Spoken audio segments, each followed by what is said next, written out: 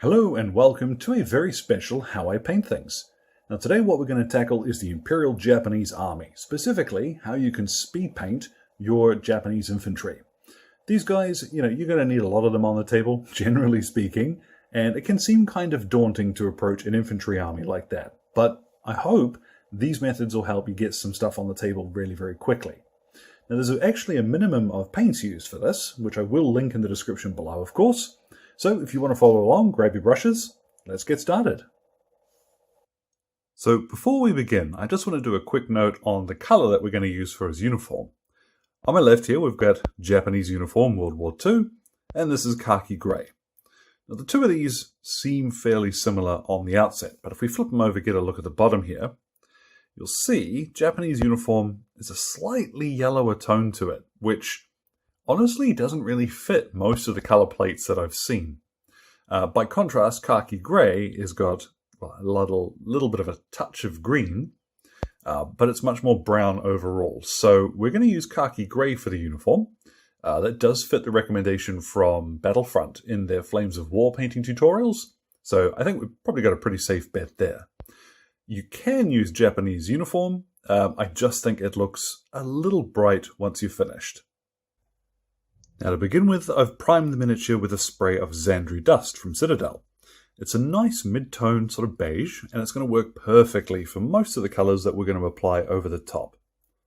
So with my Khaki Grey, I haven't really watered this down very much at all.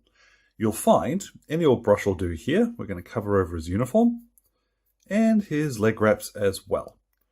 Don't worry too much about covering over skin and what have you, because we are going to paint those another colour anyway. But just one quick pass of this, and you'll see this is why... Zandri dust. Perfect.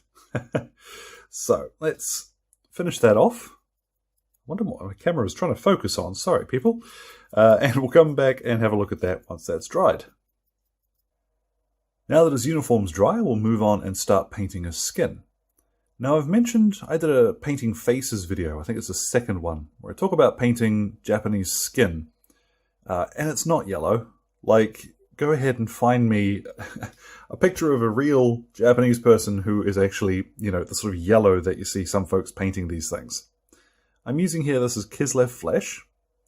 And I think, to my mind at least, the defining thing between these different skin tones is that a little less red in the tone is going to be what works best for us. You'll notice this doesn't cover perfectly. You're going to get a little bit of the Zandri dust showing through. But once we'll leave this dry, give it 2 or 3 minutes, and come back and do a second coat over the top. Now you'll see after a couple of passes, that's quite pale, but that's ideal. That's really what we want. We are going to shade over that in a little bit anyhow. Now we're going to do his cross straps and the bag on his hip there. And for this we're going to use German Camo Beige, though any sort of canvas colour will work perfectly well for this. All it is, a couple of coats of this, although you might find... look at that. If you're lucky, it'll look right after one coat, but that's up to you to decide. If your paint's a little bit thinner, and this doesn't cover perfectly, then just come on back and give it a second coat. Now don't forget to paint in his helmet strap as well, and if he has got a strap on his rifle, then you can paint that in with German Camo Beige as well. What I've got now is I'm going to use a little bit of Saddle Brown. And I do need to thin this out just a little bit. And we're going to paint in the leather details on him. So this will be things like his ammo pouches and his boots. This is a little darker than I would normally paint these sorts of things. But some suggest flat brown as a colour for this. Which I would suggest once we've shaded is probably going to be way too dark. But however you see, there's a bit of a trick getting to some of these areas, but you can hold your model upside down if you have to. Let's just go around now, fill in any leather details. So his boots will be in this colour as well. We'll come back, get a look at that. Now that we've done all of the soft details, what we're going to do is give him a dry brush. And for this, I'm going to use one of my makeup brushes. The reason why these are so useful when we come to dry brushing is that the bristles being as soft as they are means that applying too much pressure and losing control of your paint is actually quite difficult. So these are kind of let's say training wheels for dry brushing. You don't have to worry about, don't be precious about buying your own makeup brushes, guys. Just go out and get them. So I've got here, this is dark sand, and we'll just blip a little bit of this, a little bit of this, a little, come on. Okay, a little bit of, okay, a little bit of dark sand. Let's get a wee bit in the end of your brush, like so. You don't need very much. And then we're going to work that into the bristles. Move it around your kitchen towel until you see that you're leaving very little behind. Now let's get closer here. And from here what I'll do is just lightly flick along the edge of the base to see how much I'll leave behind. And that's ideal.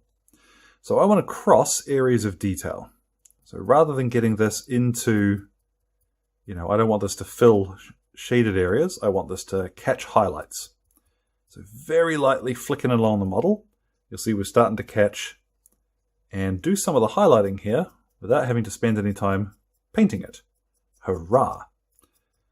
So take your time here and very lightly, let's go around and we're going to dry brush the whole model. So skin and everything.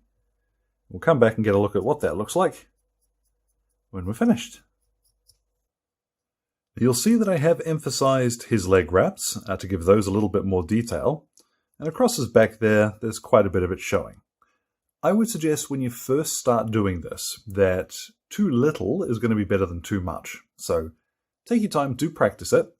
If you don't like how it looks along the edge of his boots and what have you, you can go back, grab your saddle brown again and fill those in, which I might do for his boot, to be honest. I didn't get very much on his, what do you call them?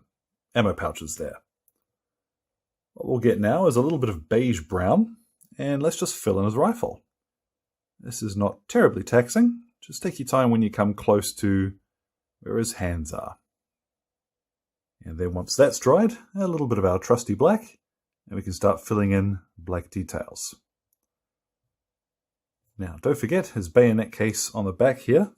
This will also be black too, so don't forget these. Now what I've got is some brown violet, and I believe they changed the name of this fairly recently, so I'll make sure that I include the number code for it in the description.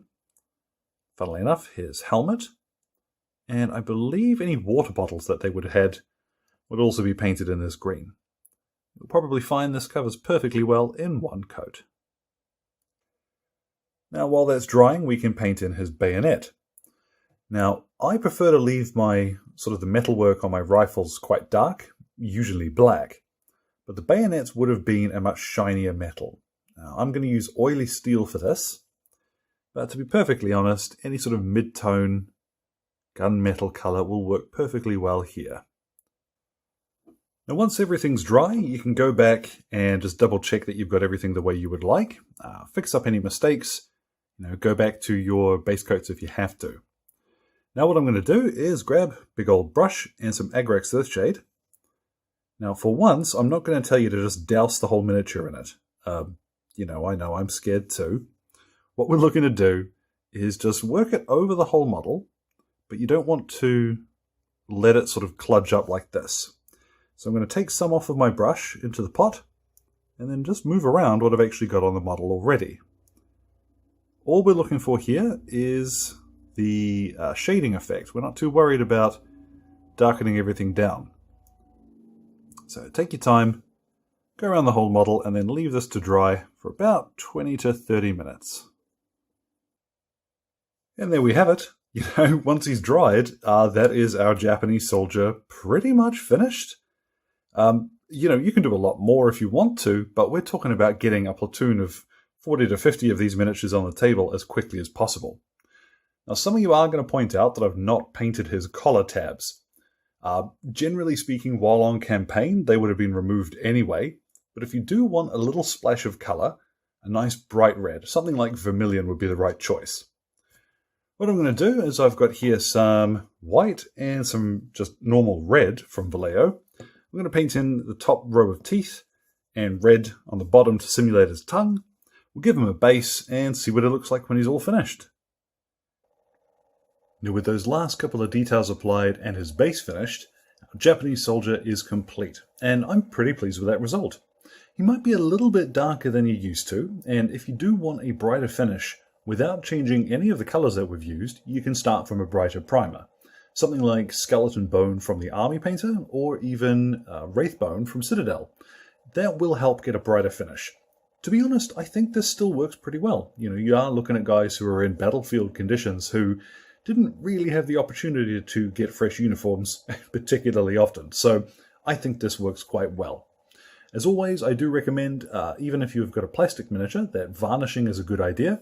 And I've used for this one Instar's Varnish Plus. This stuff is the business. I really like this. Really nice matte finish.